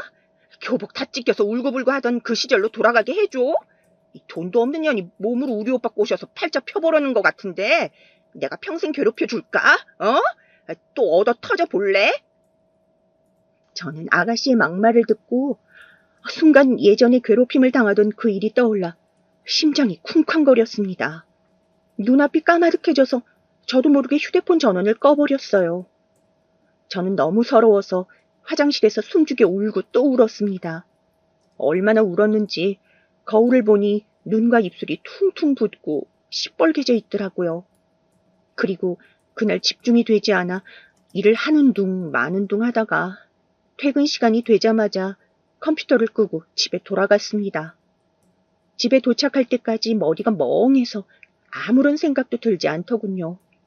아까 그냥 듣고 있지만 말고 한 소리 했어야 했는데 그럴 생각도 용기도 나지 않았던 제가 너무 원망스러웠습니다. 그렇게 저는 그날 밤 뜬 눈으로 뒤척이기만 하다가 밤을 새버렸어요. 그 일이 있고 난 뒤 저는 최대한 아가씨의 연락을 피하기 위해 노력했어요. 아가씨의 휴대폰 번호를 차단해놓고 남편이나 어머님을 통해서 연락을 하면 일이 바쁘다는 핑계로 연락을 받지 않았죠. 결혼 준비만 다 끝나면 더 이상 아가씨가 이것저것 참견할 일 없으니 조금만 더 참자고 생각을 했습니다. 처음에 식사 자리에서 아가씨를 봤을 때 이렇게까지 저를 힘들게 할 줄은 정말 몰랐는데 어떻게 성인이 된 지금도 어릴 때 하던 그 양아치 짓을 못 버리고 저러고 있는지 정말 한심했습니다. 그런데 무엇보다도 더 한심한 건 아가씨가 저런 짓을 하는데도 맞서지 못하고 혼자 울고 괴로워하는 제 자신이었어요. 대학교에 가서 친구들도 사귀고 사회생활하면서 나름 강해졌다고 생각했는데 아니었나 봐요. 학창시절 왕따 당했던 기억이 저도 모르게 트라우마로 남아있었는지 이상하게 아가씨가 하는 행동에 대해서는 제대로 맞서질 못하겠더라고요. 남편과 시부모님은 아가씨의 과거에 대해서 전혀 모르고 있는 것 같던데 이제 와서 15년이나 지난 그 얘기를 꺼내는 것도 좀 그렇고 어찌해야 될지 잘 모르겠더라고요. 그냥 조금 더 마음을 단단히 먹는 수밖에 없다고 생각했습니다. 그리고 얼마 후 저는 남편과 결혼식을 올리게 되었어요. 사실 결혼식 때에도 아가씨가 일부러 저를 골탕 먹이려고 흰색 원피스를 입고 왔는데 정말 끝끝내 저러는 모습이 너무 황당하기도 하고 우습기도 하더라고요. 제 시누이가 왕따 가해자라는 것을 아는 제 친구들이 결혼식장에서 흰 원피스를 입고 있는 아가씨를 보고 한동안 수군거렸는데 그 소리를 듣긴 들었나 몰라요. 아무튼 결혼식을 무사히 마치고 신혼여행은 가까운 제주도로 다녀왔습니다. 한 번뿐인 결혼이라 유럽으로 신혼여행 가는 게 꿈이었는데 그놈의 코로나 때문에 제주도가 최선이더라고요. 그리고 그렇게 신혼여행을 다녀온 후 신혼집에서 행복한 나날들을 보냈어요. 신혼이라는 게 이렇게 달콤한 건지 처음 알았습니다. 퇴근하고 집에 돌아와서 제가 사랑하는 남편과 하루를 마무리하고 또 새로운 아침을 함께 맞을 수 있다는 게 너무 행복했어요. 그리고 그렇게 지낸 지 10개월쯤 지났을 때였어요. 갑자기 퇴근하고 온 남편이 하는 말이 아가씨가 우리 부부한테 밥을 사겠다면서 주말에 신혼집 근처로 온다고 했다는 거예요. 남편은 제가 아가씨와 사이가 좋은 줄 알고 흔쾌히 좋다고 했답니다. 저는 괜찮은 척 하려고 했지만 저도 모르게 눈물이 나왔나 봐요. 남편이 제 얼굴을 보더니 왜 그러냐며 깜짝 놀라 안아주더라고요. 저는 서러운 마음에 남편 품에 안겨 한참을 울다가 겨우 진정된 이후 못했던 얘기들을 전부 꺼내기로 결심했습니다. 그리고 저는 학창시절의 얘기들과 식사 자리에서 아가씨를 만난 이야기, 그리고 결혼 준비에 있었던 일들을 모두 남편에게 들려주었어요. 겨우 진정했는데 옛날 일들을 꺼내니 다시 울음이 멈추질 않더라고요. 제 얘기를 들은 남편은 처음에는 믿지 않는 듯 하더니 제가 너무 서럽게 울면서 말하자 믿어주기 시작했어요. 남편 말로는 아가씨가 어렸을 적부터 사고를 많이 치고 다니긴 했지만 그냥 귀여운 말괄량이 수준으로만 알고 있었다고 하더라고요. 그리고 저와 아가씨가 고등학교 동창인 건 알았지만 서로 아는 척도 안 하고 친해 보이지도 않길래 그냥 학창시절에 서로 잘 모르는 사이였나 보다 하고 생각했대요. 남편은 2년 가만 안 둔다면서 불같이 화를 내더니 곧바로 아가씨한테 전화를 하려고 하더라고요. 저는 다급하게 남편을 말리며 어차피 주말에 보기로 했으니 조금만 참으라고 했습니다. 남편은 씩씩거리면서 쉽게 화를 가라앉히지 못하더라고요. 그리고 며칠 뒤 아가씨와 만나기로 한 주말이 되었습니다. 아가씨가 예약한 식당은 시댁 근처 한우 무한 리필집이었습니다. 식당에 들어가서 예약자 목록에 떡하니 써져 있는 아가씨의 이름을 보자 갑자기 심장이 두근거리며 식은땀이 나기 시작했습니다. 마음을 가다듬고 남편과 함께 예약된 방으로 들어가 보니 아가씨는 아직 도착하지 않았더라고요. 그리고 10여 분 뒤 아가씨가 들어왔습니다. 저는 아가씨와 어색한 인사를 나누었고 잠깐 동안의 정적이 흐른 뒤 아가씨는 고기만 먹기 시작했습니다. 저는 마음이 너무 불편하고 체할 것 같아 속이 답답해서 고기가 무슨 맛인지 어디로 들어가는지도 모른 채 그냥 먹는 신용만 하고 있었죠. 그런데 잠시 후 남편이 잠깐 화장실에 간다며 나간 사이에 소고기를 깨작거리던 저를 보며 아가씨가 한마디 하더군요. 야, 너 소고기 처음 먹어보니? 부모 없이 거지꼴로 살아서 무슨 맛인지도 몰라? 저는 순간 심장이 덜컹하고 눈물이 흐를 것만 같아서 대답하지도 못하고 멍하니 있었습니다. 그러자 아가씨는 젓가락을 상위에 탁 하고 내려놓더니 소리를 지르더라고요. 야, 이 고아년아. 대답을 해야지. 소고기 처음 먹어보냐고. 이 거지 고아년아. 고아라 돈 없어서 몸 파는 년이 얼른 대답 안 해? 저는 모욕적인 언사에 참지 못하고 눈물을 흘렸습니다. 마음 단단히 먹고 강해지기로 했었지만 막상 이 상황이 닥치니 온몸이 부들부들 떨리고 힘이 빠져 한마디도 못하겠더라고요. 제가 계속 대답은 하지 않고 울고만 있자 아가씨의 막말은 점점 심해졌고 나중에는 제 머리채를 잡고 흔들기까지 했습니다.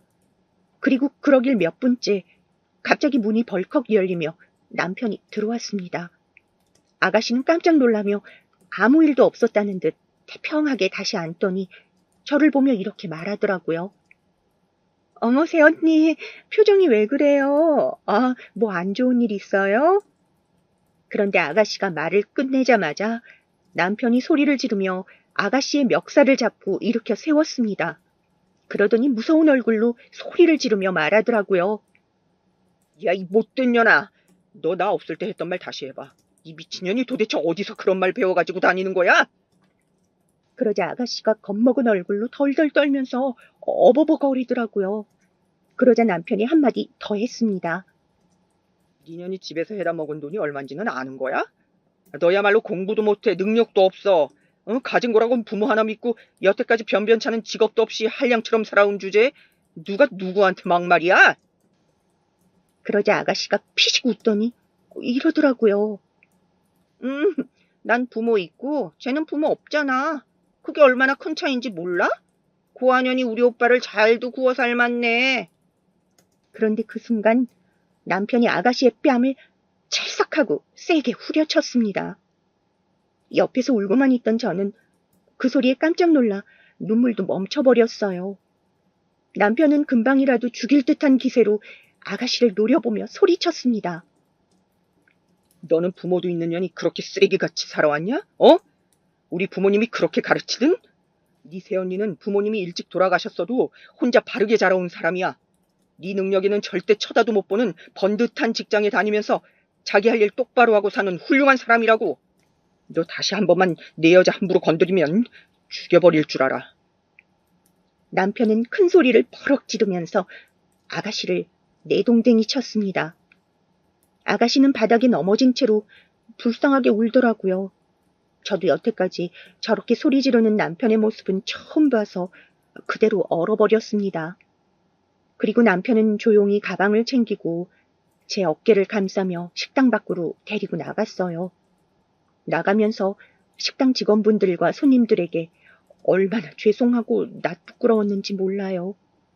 남편은 식당 직원분에게 시끄럽게 해서 죄송하다며 연신 사과를 하고선 계산까지 하고 나와버렸습니다. 저는 남편과 차에 타고 나니 순간적으로 감정이 폭발하여 엉엉 울었어요.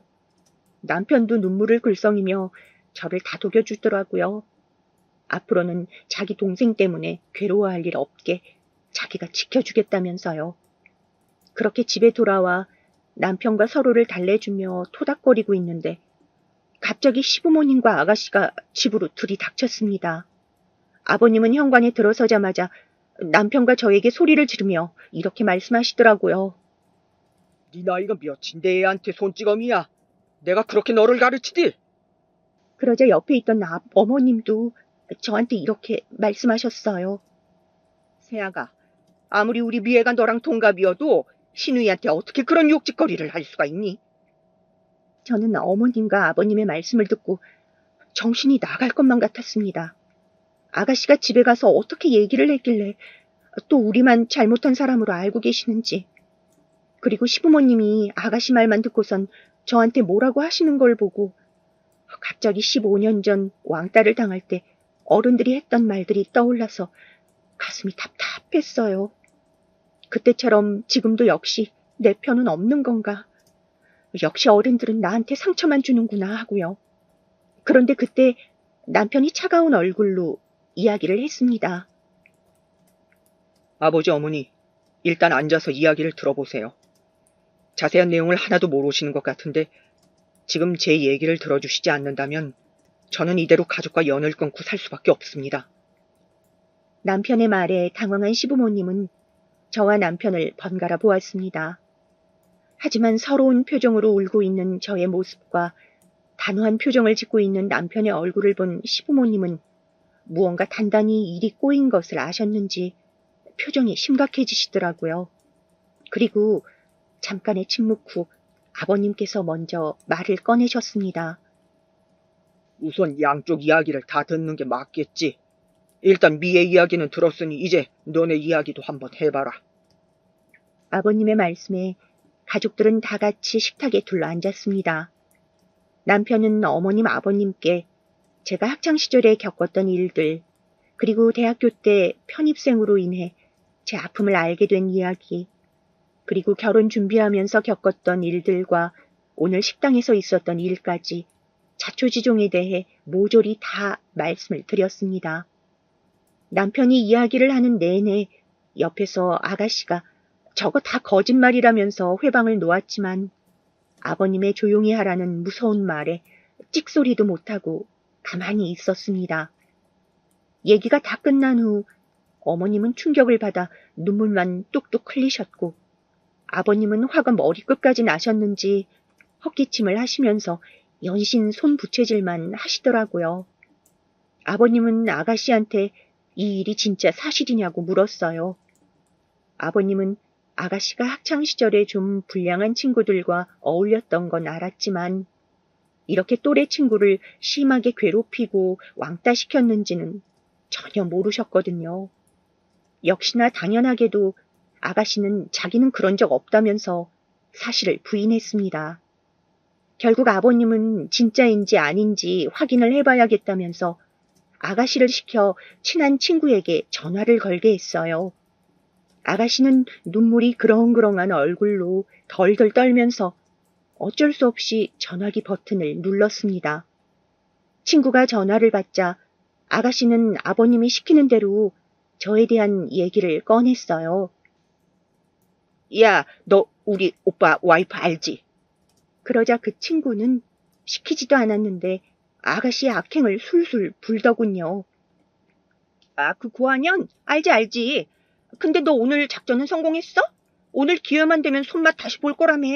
아주 반쯤 죽여놓지 그랬어. 아무튼 그래서 어떻게 됐어? 다시는 못 기어오르게 예전처럼 아예 밟아버려. 친구의 말에 아가씨는 두 눈을 질끈 감고 고개를 숙였고 아버님은 아가씨의 머리를 세게 후려쳤습니다. 그리고 남편은 휴대폰을 집어던지며 불같이 화를 내더라고요. 네가 뭔데 감히 내 여자를 건드려? 뭐? 반쯤 죽여놔? 네가 오늘 하려고 했던 거 너도 똑같이 당해봐, 이년아. 남편이 아가씨를 붙잡고 이리저리 흔들며 발길질을 하자 아버님은 남편을 뜯어 말리고 어머님은 아가씨를 방으로 끌고 들어갔습니다. 저는 옆에서 그냥 하염없이 울고만 있었어요. 아버님은 바닥에 주저앉아 통곡을 하고 있는 남편을 뒤로 하고 제 손을 꼭 잡고 눈물을 흘리며 말씀하셨습니다. 미안하다, 세아가. 내가 자식을 단단히 잘못 교육시켰구나. 그 오랜 시간 동안 이렇게 혼자서 삭히고 지냈을 텐데 얼마나 힘들었니? 내가 너한테 사과를 한들 네 마음이 나아지지는 않겠지만 정말 미안하다. 정말 미안해.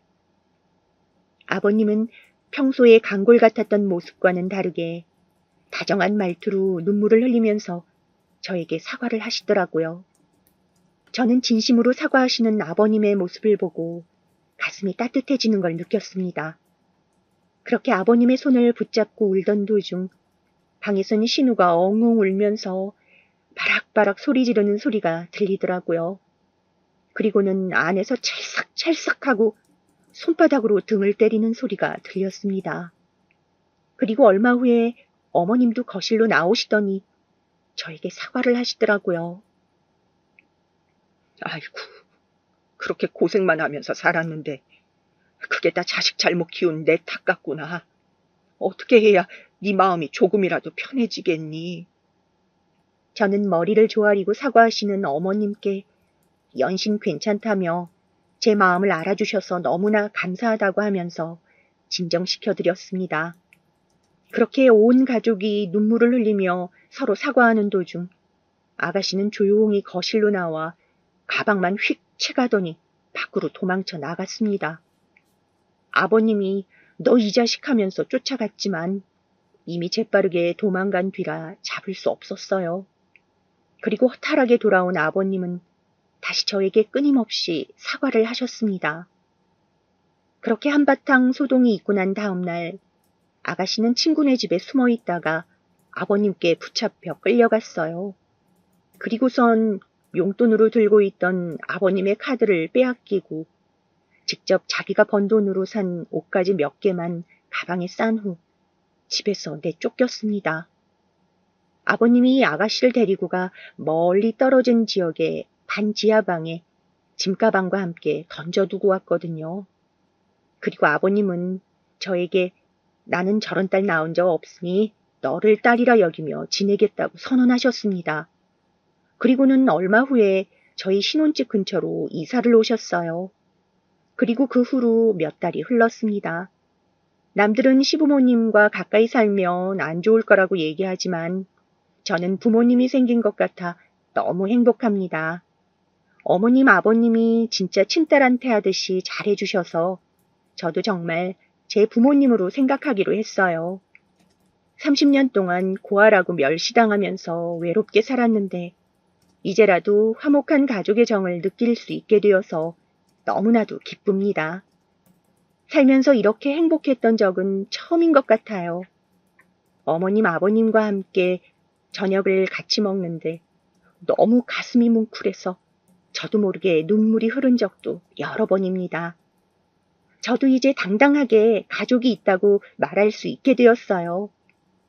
그러고 보니 아가씨는 아직까지도 저에게 사과 한마디 하질 않고 있네요.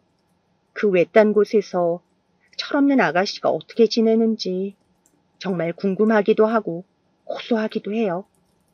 저한테 부모 없다고 놀리며 괴롭히던 아이가 지금은 오히려 부모한테 버림받고 벌받고 있는 그 모습이 정말 통쾌하고 우습습니다. 30년을 그렇게 못되게 살아왔는데 저런다고 저 썩은 인성이 고쳐질지는 모르겠어요. 아마 두고 보면 알겠죠. 아무튼 저의 이야기는 여기서 끝입니다. 필력이 좋지 않아 재밌었는지 잘 모르겠네요. 그럼 저는 이만 내일 출근을 위해 자러 가겠습니다. 모두들 편안한 밤 되세요.